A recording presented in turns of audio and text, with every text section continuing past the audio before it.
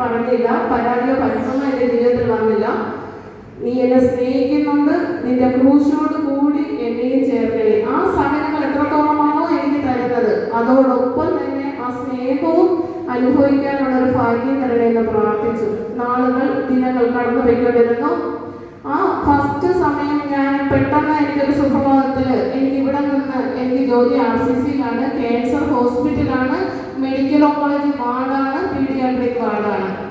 ഈ കുഞ്ഞു കൊച്ചുങ്ങൾ 14 വയസ്സ് വരെയുള്ള കുഞ്ഞുങ്ങൾ ക്യാൻസർ എന്ന് പറയുന്ന ഒരു മാരക രോഗത്തിന് അടിമപ്പെട്ട് ഹോസ്പിറ്റലിൽ വരുമ്പോൾ അവരുടെ ആ കുടുംബത്തിന്റെ മാനസികാവസ്ഥ, ഈ ക്യാൻസർ പാവങ്ങൾക്ക് മാത്രം വരും, അല്ലെങ്കിൽ കാശുള്ളവന് മാത്രം വരും, ഹിന്ദുക്കൾക്ക് മാത്രം വരും, മുസ്ലിങ്ങൾക്ക് അല്ലെങ്കിൽ ക്രിസ്ത്യന് വരും എന്നുള്ള ഒരു ധാരണയും വേണ്ട.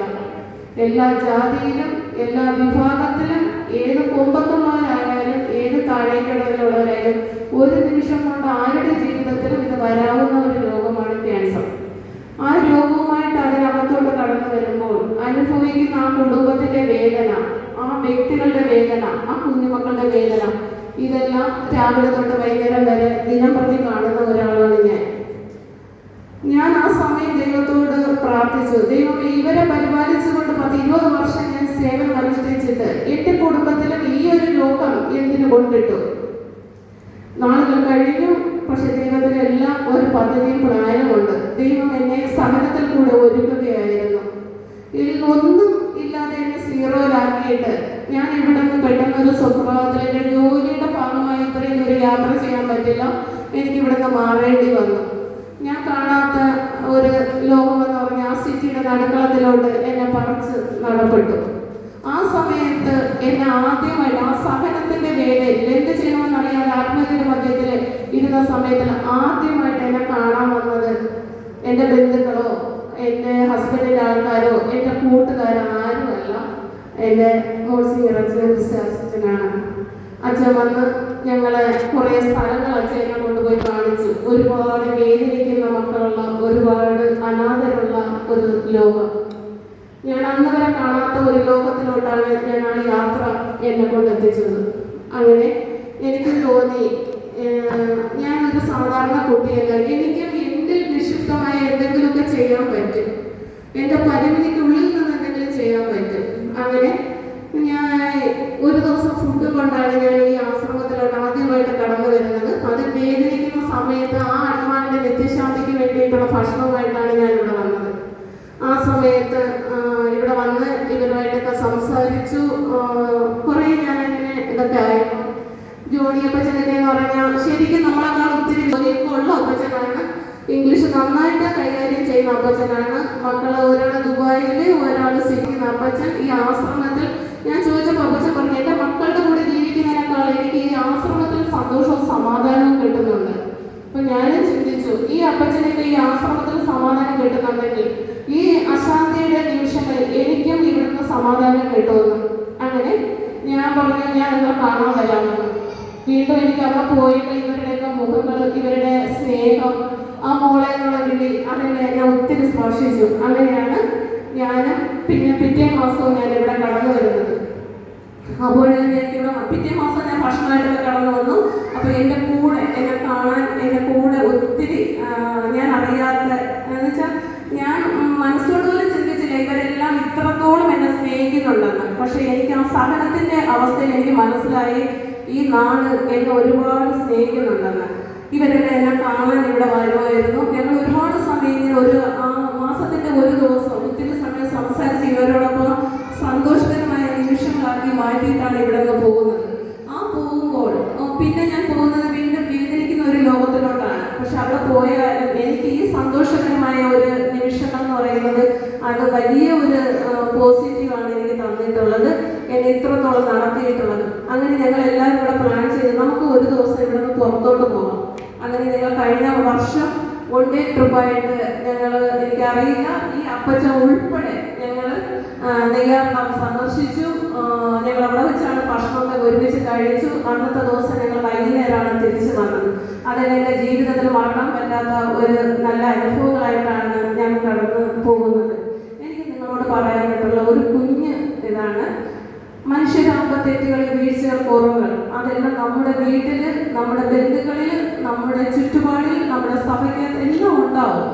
എങ്കിലും പരസ്പരം സഹിക്കാനും ക്ഷമിക്കാനും ഒന്ന് കൈകോർക്കാനും ഒരു വീഴ്ചയിൽ ഒരാളെ ഒന്ന് കൈകോർത്താലും ചിലപ്പോൾ ആരെങ്കിലും നിങ്ങൾക്ക് ഈ സമൂഹത്തിന് വേണ്ടി പിടിച്ചുയർത്താൻ പറ്റിയിരിക്കും. അതിനുവേണ്ടി നിങ്ങൾ എല്ലാവർക്കും സഹായിക്കട്ടെ. അതോടൊപ്പം തന്നെ നിങ്ങൾ ഇവിടെ കടന്നു വന്ന് ഇന്നത്തെ ദിവസം ഇത്രയും സന്തോഷകരമായി നമ്മളോടൊപ്പം ചെലവഴിച്ച എല്ലാവർക്കും ഒരുപാട് നന്ദി. പ്രത്യേകിച്ച് അച്ഛന് ഒരുപാട് നന്ദി. ഒരുപാട് തിരക്കിൽ നിന്നാണ് അച്ഛൻ കടന്നു വന്നത്, നമ്മളോടൊപ്പം ആയിരിക്കുന്നത്. അതിന് ഒരുപാട് നന്ദി. അച്ഛൻ്റെ ഈ ഒരു അനുഗ്രഹം നമുക്ക് എന്നും ഉണ്ടാകും. അച്ഛൻ നമ്മളെല്ലാവരെയും ബ്ലസ് ചെയ്ത് പ്രാർത്ഥിക്കുന്നതായിരിക്കും.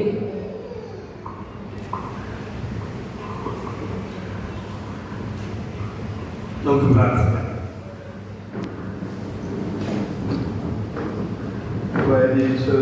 പരിശുദ്ധാത്മാവേ നീയെഴുന്നള്ളി വരണമേ എൻ്റെ ഹൃദയത്തിൽ. ദിവ്യദാനങ്ങൾ ചിന്തി എന്നുള്ളിൽ ദൈവസ്നേഹം നിറയ്ക്കണേ. സ്വർഗവാതിൽ തുറന്നു ഭൂമിയിൽ നഗരിക്കും പ്രകാശമേ.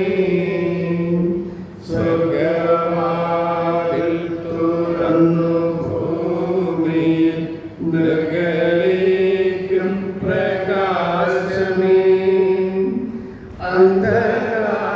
അന്ധകാരനീരിൽ ഭൂമാറ്റിടും ചന്തമേറുന്ന ദീപമേ.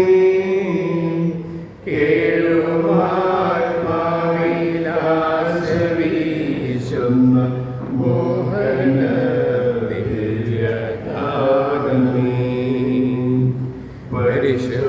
പരിശുദ്ധാത്മാവേ നീയെഴുന്നള്ളി വരണമേ എൻ്റെ ഹൃദയത്തിൽ. ദിവ്യദാനങ്ങൾ ചിന്തി എന്നുള്ളിൽ ദൈവസ്നേഹം നിറയ്ക്കണേ. സ്വർഗ്ഗസ്ഥനായ ഞങ്ങളുടെ പിതാവേയും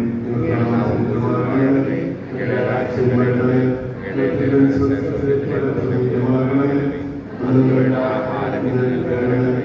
ഞങ്ങളോട് ചെയ്യുന്നതുപോലെ ഞങ്ങളെ ക്ഷമിക്കണമേ. ഞങ്ങളെ രക്ഷിക്കണമേ. അമ്മേ മാതാവേ, ഞങ്ങളുടെ പ്രിയപ്പെട്ടവരെ ആശീർവദിക്കുകയും അനുഗ്രഹിക്കുകയും കാത്തുപാലിക്കുകയും ചെയ്യണമേ.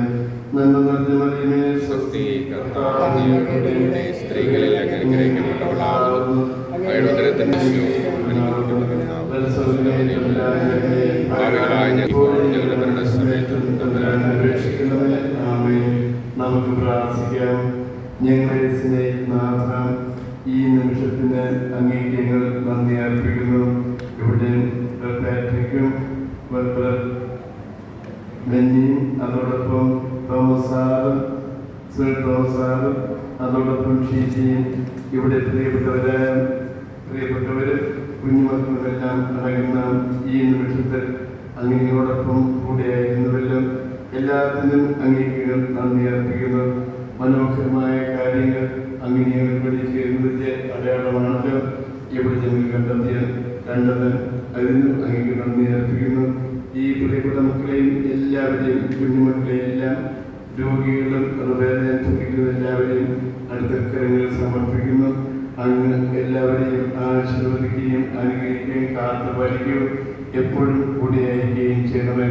അമ്മ മാതാവേ, ഇവർക്ക് അനുഗ്രഹമായി എപ്പോഴും കൂടിയായിരിക്കണമേ. നടത്തുന്ന എല്ലാം അനുഗ്രഹിച്ച് കാത്തുപാലിക്കണമേ. ഇത് ഇന്ന് നടപ്പിലാക്കുവാൻ സഹായിച്ച പ്രിയപ്പെട്ട ഷീജി, അതിന് നേതൃത്വം നൽകി നമ്മളൊപ്പം കൂടെയായിരുന്ന നമ്മുടെ തോമസ് സാറിനെയും കുടുംബത്തിലെല്ലാവരെയും ഇവിടെ എല്ലാ കുഞ്ഞുമക്കളെയും അങ്ങ് ആശീർവദിക്കുകയും അനുഗ്രഹിക്കുകയും ചെയ്യണമേ. അങ്ങനെ ആഴമായ സ്നേഹം ഇനിയും നിശ്ചലമായി ഞങ്ങളുടെ ജീവിതത്തിൽ അനുഭവിക്കുവാനും കാര്യങ്ങളോടുകൂടെ മുന്നോട്ട് നീങ്ങുവാനും എല്ലാവരെയും സഹായിക്കുകയും ഈ പ്രിയപ്പെട്ട മക്കളെ അങ്ങ് ആശീർവദിക്കുകയും ചെയ്യണമേ. കർത്താവായ ക്രിസ്തു വഴി ഞങ്ങൾ സമർപ്പിക്കുന്ന പ്രാർത്ഥന അങ്ങ് സ്വീകരിക്കണമേ. കർത്താവ് നമ്മോടുകൂടെ. സർവശക്തനായ ദൈവം പിതാവും പുത്രനും പരിശുദ്ധാത്മാവും നിങ്ങൾ ആശീർവദിച്ച് അനുഗ്രഹിച്ച് കാത്തുപാലിക്കുമാറാകട്ടെ.